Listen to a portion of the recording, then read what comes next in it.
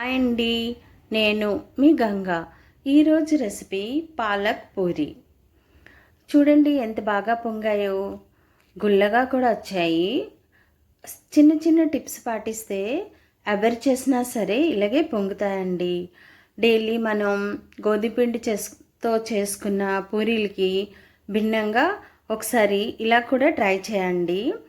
దీనికి కావలసిన పదార్థాలు ఏంటో చూసేద్దాం. దీనికోసం నేను గోధుమ పిండి, పాలకూర, సాల్ట్, కొత్తిమీర, పచ్చిమిరపకాయ, అల్లం, జీలకర్ర, శనగపిండి తీసుకున్నా. ఈ కప్పుతో 2 కప్పుల గోధుమ పిండి తీసుకున్నాను. 1 కట్ట పాలకూర తీసుకున్నాను. ఇప్పుడు స్టవ్ వెలిగించి ఈ పాలకూర కళాయిలో వేసుకొని కొంచెం వాటర్ వేసి మూత పెట్టి ఓ ఫ్యూ మినిట్స్ ఉడికించుకోవాలండి. ఇలా చేయడం వల్ల ఏమవుతుందంటే పాలకూరలో ఉన్న పసరు వాసన అనేది పోతుంది. మూత తీసి చూద్దాం. ఇలా ఉంటే సరిపోతుందండి. వాటర్ ఇంకిపోవాలి. ఇలా అయితే సరిపోతుంది. ఇప్పుడు మిక్సీలో పచ్చిమిరపకాయ, అల్లం, కొత్తిమీర, ఉడికించిన ఈ పాలకూర కూడా వేసి కొంచెం వాటర్ వేసి మెత్తగా పేస్ట్ చేసుకోవాలి. ఇలా ఇప్పుడు పూరీలు కలుపుకోవడానికి పిండి రెడీ చేసుకుందాం. గోధుమ పిండిలో జీలకర్ర, తగినంత సాల్టు, శనగపిండి 1 స్పూన్ అయితే శనగపిండి సరిపోతుందండి, ఎక్కువ వేయకూడదు.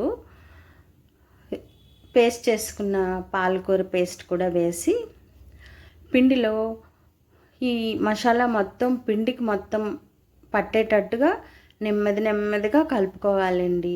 ఎంత బాగా కలుపుకుంటే పూరీలు అంత టేస్ట్గా వస్తాయి. మొత్తం పిండికి మొత్తం అప్లై అయ్యేటట్టు. ఈ టైంలో కొంచెము ఆయిల్ కూడా వేసుకొని మళ్ళీ కలుపుకోవాలి. కొద్దిగా వాటర్ వేసుకుంటూ కలుపుకోవాలి. ఒకసారి వాటర్ వేసేయకండి, పలుచగా అయిపోతుంది పిండి.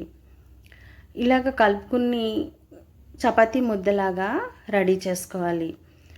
పిండిని గట్టిగా వత్తుతూ కలుపుకోవాలండి. అప్పుడే పూరీలు బాగా పొంగుతాయి.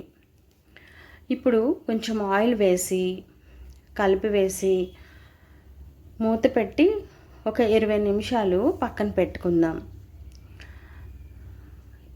20 నిమిషాలు అయిపోయాయండి. ఇప్పుడు చేతికి ఆయిల్ రాసుకొని పిండిని మళ్ళా ఒక ఫ్యూ మినిట్స్ గట్టిగా వత్తుకోవాలి. ఇలా వత్తుకోవడం వలన పిండిలో ఉన్న ఎయిర్ ఏమైనా ఉంటే పోతుంది. బాగా వత్తుకోవాలి గట్టిగా.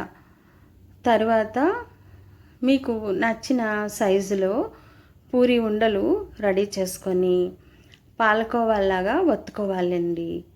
అన్నీ ఒకేసారి రెడీ చేసి పెట్టుకుంటే మనం పూరీలు వత్తడానికి తేలిక అవుతుంది. ఇలా అన్నీ రెడీ చేసి పక్కన పెట్టుకోవాలి. ఇలా అన్నీ రెడీ చేసి పక్కన పెట్టుకోవాలి. ఇప్పుడు పూరీలు వత్తుకుందాం. నేను పూరీలు వత్తడానికి ఆయిల్ వేసి చేస్తున్నాను, పిండి వాడట్లేదండి.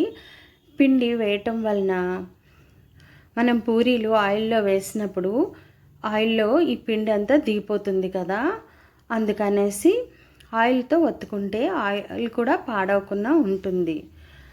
పూరీని గట్టిగా ఒత్తిడి చేసి వత్తకూడదు. చాలా తేలికగా హల్కాగా పామాలండి. లేకపోతే పూరీలు అప్పడాల్లాగా వచ్చేస్తాయి. అన్ని పూరీలు కూడా ఇలాగే తేలికగా పాముతూ ఒక 5-6 పూరీలు రెడీ చేసి పక్కన పెట్టుకోవాలి. ఇలా చేసి పక్కన పెట్టుకోవాలి.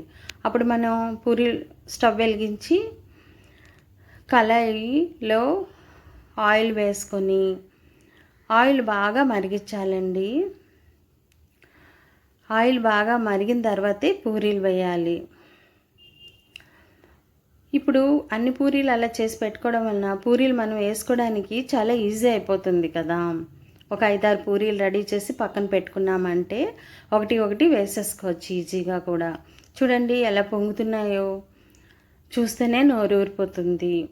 వీటిని ఈవినింగు చాయ్తో కూడా తినొచ్చండి. స్నాక్ ఐటెంలా కూడా బాగుంటుంది. మార్నింగ్ బ్రేక్ఫాస్ట్ కింద కూడా బాగుంటుంది. దీన్ని సాస్తో కానీ పూరీ కర్రీతో కానీ పుదీనాతో చట్నీతో కానీ చోలే మసాలాతో కానీ తినొచ్చు.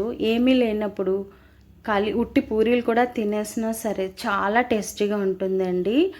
ఎందుకంటే ఇందులో ఆల్రెడీ మనం మసాలా వేసాం కాబట్టి కొంచెం స్పైసీగా చక్కగా టేస్టీగా ఉంటాయండి. అన్ని పూరీలు ఇలాగే రెడీ చేసుకోవాలి. మీకు నా ఛానల్ నచ్చితే లైక్ చేయండి, సబ్స్క్రైబ్ చేయండి మరిన్ని వీడియోల కోసం. పాలక్ పూరి రెడీ అండి. Thank you for watching.